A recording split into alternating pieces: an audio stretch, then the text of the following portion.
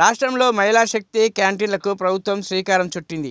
సచివాలయంలో 2 క్యాంటీన్లను మంత్రి సీతక్క ప్రారంభించారు. మహిళా శక్తి క్యాంటీన్లో సీతక్క సర్వపిండి కొనుగోలు చేశారు. అమ్మ చేతి వంటల నాణ్యత పాటిస్తూ వంటలు అందించాలని మహిళా సంఘాలను సీతక్క కోరారు.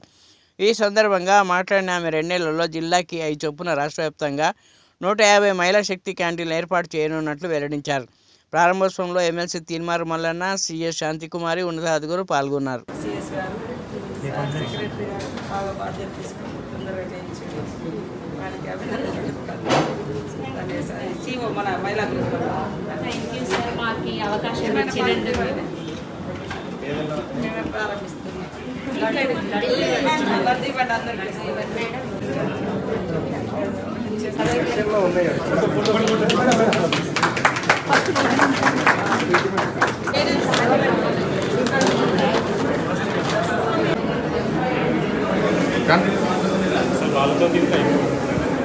జరగండి సార్.